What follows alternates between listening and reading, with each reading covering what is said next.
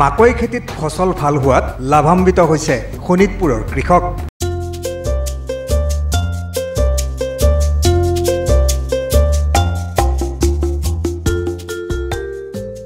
শোণিতপুৰৰ চিতলমাৰীত উৎপাদিত মাকৈৰ উচিত মূল্য লাভ কৰাত শ শ মাকৈ খেতিয়কৰ মুখত হাঁহি বিৰিঙিছে।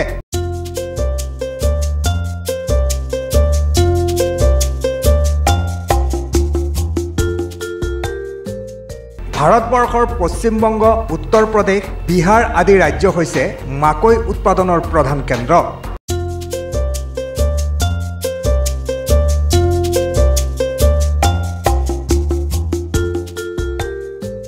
এই ৰাজ্যসমূহত কৃষকে ব্যৱসায়িক ভিত্তিত অধিক উৎপাদনৰ লক্ষ্যৰে কৰে মাকৈ খেতি।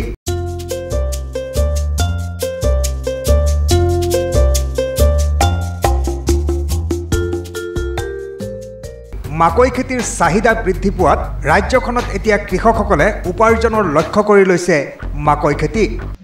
মাকৈ খেতি এইবাৰ যোৱাবাৰতকৈ বহুত ভাল, বহুত উন্নত। এইবাৰ মাকৈ খেতি আমি মোটামুটি 10 বিঘামান কৰিছোঁ। প্ৰতি বিঘাত 18 কুইণ্টেল 19 কুইণ্টেলমান আহি আছে। দামো এইবাৰ বহুত ভাল, 1950। দাম উচিত মূল্য পাইছে? উচিত মূল্য দাম পাই আছোঁ এইবাৰ। ক'ত ক'ত ইয়াৰ পৰা বিক্ৰী কৰে? এনে ইয়াৰ পৰা ঘৰৰ পৰা লৈ যায় বেপাৰীহঁতে, খেতিৰ পৰাই লৈ যায়। খেতিৰ পৰাই লৈ যায়। কৃষকৰ সুবিধা হৈছে এইবাৰ, বহুত সুবিধা হৈছে আমাৰ। বতৰো ভাল হৈছে? বতৰো বহুত ভাল। দুটা ৰদ মাৰিলে শুকাই যায়। এনেতো আগত নষ্ট হোৱা নাই এইবাৰ? নাই, এইবাৰ নষ্ট হোৱা নাই। অন্যবাৰ বানপানীত ক্ষতি? অন্যবাৰ বানপানীত, বাৰিষা আহিলে বহুত ক্ষতি হয়। এনে বৰষুণ আহিলেও বহুত, এইবাৰতো বৰষুণো কম। বিগত কিছু বছৰৰ পৰা শোণিতপুৰ, দৰং, ধুবুৰী, নগাঁও আদি জিলাৰ কৃষকসকলে বিভিন্ন ব্যৱসায়িক ভিত্তিত মাকৈ খেতি কৰি উৎপাদন কৰি আহিছে। লাভজনক মাকৈ খেতি কৰি কৃষকসকলে লাভৱান হ'বলৈ সক্ষম হৈছে। মাকৈৰ পৰা শিশুৰ পুষ্টিকৰ আহাৰ, বিস্কুটৰ লগতে মানুহৰ প্ৰটিনযুক্ত খাদ্য আদি প্ৰস্তুত কৰা হয়। লগতে মাকৈৰ দানাৰ পৰা মাছৰ, কুকুৰাৰ আহাৰ আদি প্ৰস্তুত কৰা হয়। এইবোৰ কাৰণতেই হয়তো মাকৈৰ চাহিদা বৃদ্ধি পাইছে। শোণিতপুৰ জিলাৰ চিতলমাৰী অঞ্চলত জিলাখনৰ ভিতৰতে সৰ্বাধিক মাকৈ উৎপাদন হয়।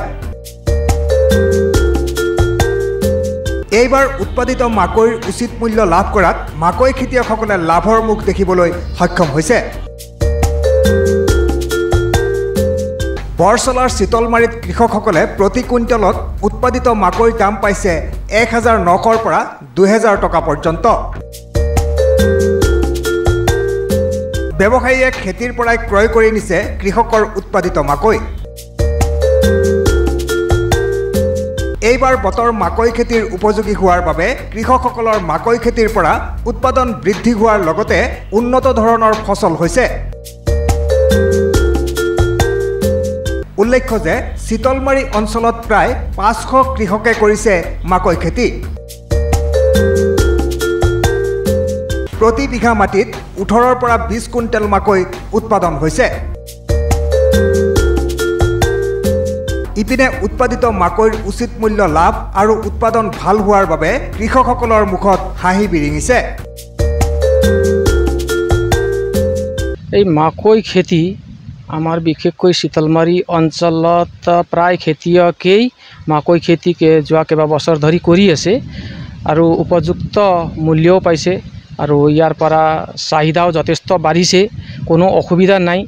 আৰু ঘৰত আহি বেপাৰী আহে, এতিয়া বেপাৰীৰ কম্পিটিশ্যন, সেই গতিকে খালি খেতি কৰি খালি উৎপাদন কৰিব লাগে আৰু বেপাৰী ঘৰতে আহে, উপযুক্ত দাম দি ইয়াৰ পৰা লৈ যায়।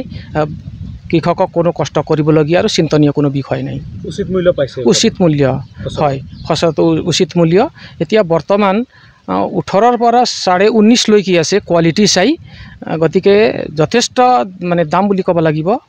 ইয়াৰ পৰা লাভো হ'ব, কোনো লছ হোৱা কোনো কথাই নাই। উপযুক্ত মূল্য পাইছে খেতিয়কে আৰু উৎসাহও বাঢ়িছে।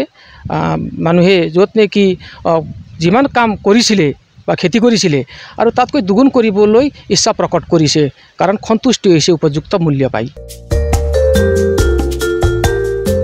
শোণিতপুৰ জিলাৰ ভিতৰতে সৰ্বাধিক মাকৈ উৎপাদন হোৱা চিতলমাৰী অঞ্চলৰ কৃষকে উৎপাদন কৰা মাকৈ অসম চৰকাৰৰ কৃষি বিভাগৰ তত্ত্বাৱধানত ইতিমধ্যে 2023 চনত বাংলাদেশলৈ ৰপ্তানি কৰা হৈছিল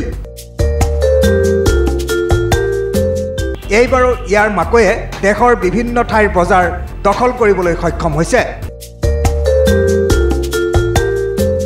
ঢেকিয়াজুলিৰ পৰা হৰেণ ভূমিজ দৈনিক অগ্ৰদূত ডিজিটেল